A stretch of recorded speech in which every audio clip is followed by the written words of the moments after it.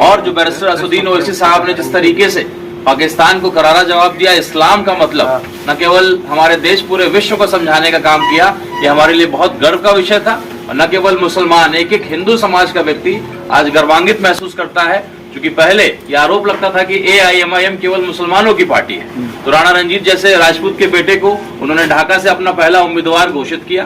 तो ये दिखाता है कि किस तरीके से सभी जाति, सभी धर्म के लोग इस पार्टी की तरफ आकर्षित हो रहे हैं। सीमांचल से बाहर ये पार्टी बाहर निकल रही है। हम लोग आज सासाराम हेडक्वार्टर में है, रोहतास जिला के, और यहाँ से हम लोगों ने लोकसभा चुनाव भी लड़ा था।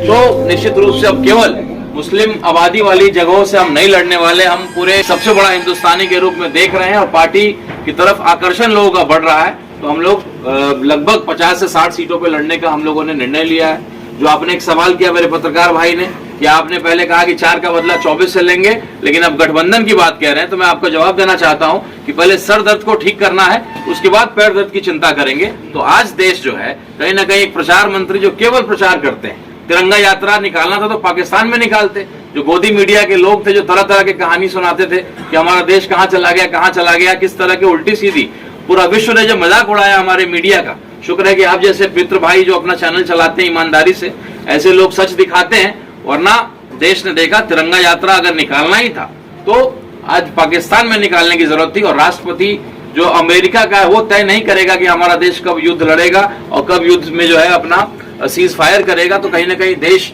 आज बहुत गर्वान्वित महसूस नहीं कर रहा है। हम अपने सेना को सलाम करते हैं, सेना के जो है साहस को, बलिदान को, उनके शौर्य को सलाम करते हैं। और एक सवाल हमारे प्रधानमंत्री जी इस इलाके में आने वाले हैं तो उनसे पूछना चाहते हैं, क्योंकि बिहार से मैं आता हूँ, क्षत्रिय समाज से आता हूँ, राजपूत समाज से आता हूँ, तो इतने मेंबर ऑफ पार्लियामेंट हमारे बिहार से हैं, लेकिन एक भी राजपूत के बेटा को आपने जो है मंत्री बनाने का काम नहीं किया है। जैसे हमारे राष्ट्रीय प्रवक्ता आदिल हसन साहब ने कई बातें कही कि बिहार के बारे में अब सारी चिंताएं, लिट्टी चोखा की चिंता करेंगे, अनानस की चिंता करेंगे, लेकिन बिहार को स्पेशल स्टेटस दिलाने का, जो विशेष राज्य का दर्जा की बात हमारे मुख्यमंत्री जी किया करते थे, आज मुख्यमंत्री जी इतने ताकतवर हैं कि वो जो निर्णय कर ले वो फैसला उनको देना पड़ेगा। लेकिन आज विशेष राज्य के दर्जा की बात नहीं होती है। माननीय प्रधानमंत्री जी अगर आते हैं तो ये चुनाव का समय, लोहा गर्म है, आप हथौड़ा मारिए कि बिहार को स्पेशल स्टेटस का जो है मिले दर्जा, विशेष राज्य का दर्जा मिले। आज बिहार जो पलायन से, बेरोजगारी से, बाढ़ से और जो है इतनी क्षति जो कृषि में होती है,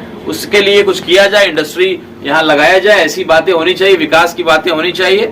AIMIM इस बार पूरे बिहार से लगभग हर जिला से कुछ सीटों पर चुनाव लड़ने जा रहा है। आज हम लोग अपने राष्ट्रीय प्रवक्ता आदिल हसन साहब के नेतृत्व में, हमारे प्रदेश अध्यक्ष अख्तरुल ईमान साहब के, हमारे महासचिव इंजीनियर आफ्ताब साहब के निर्देशन में हम लोग आए हैं। आकर के हम लोग अपनी टीम के साथ बातचीत करेंगे और यहाँ के 7 विधानसभा जो जिला से आते हैं उसमें हम लोग 3 पे लड़े, 4 पे लड़े या कितनी सीटों पे लड़ेंगे उसका निर्णय करेंगे। सीटों का निर्णय करने के बाद उम्मीदवारों का भी चयन हम लोग बहुत जल्दी करेंगे, क्योंकि हमारी पार्टी बहुत बड़ी पार्टी नहीं है। हमें आज से मेहनत करना है और हमें कोई पैसा लेकर के टिकट बेचना नहीं है। इसलिए अपने जो है जो भी हमारे कार्यकर्ता हैं उनमें से किसी को टिकट देंगे, किसी को मौका देंगे। इसको लेकर के बूथ लेवल तक की कमेटी का गठन करना है, उस पर हम लोग राय विचार करेंगे। जो भी हमारा कार्यकर्ता समर्पित होकर के और बेहतर काम करेगा, बूथ लेवल तक, पंचायत लेवल तक की कमेटी का गठन करेगा, उस विधानसभा से AIMIM चुनाव लड़ेगी।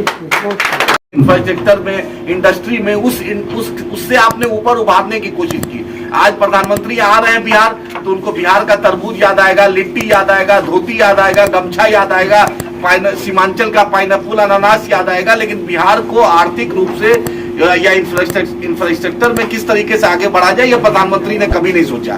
सिर्फ हिंदू मुस्लिम का बाइनरी में इन्वेस्टमेंट होता है गुजरात, और बेचारा बिहार 40-40 MP इनको दे देता है। और उसके बाद क्या स्थिति है बिहार की, तो हमने एक समीक्षा की है। तो बिहार हर पार्टी समीक्षा कर रही है, हम भी कर रहे हैं। और नीतीश जी से भी ये सवाल है, कल तक आप बोलते थे मिट्टी में मिल जाएंगे, भाजपा में नहीं जाएंगे, RSS मुक्त भारत बनाएंगे। अब तो आपकी स्थिति ये हो गई है कि कोई गुलदस्ता दे रहा है तो आप IS के सिर पे रख दे रहे हैं। जन गण मन जो इतना राष्ट्रीय गान है उस पर आपको समझ में नहीं आ रहा है कि खड़ा रहना है कि बैठना है।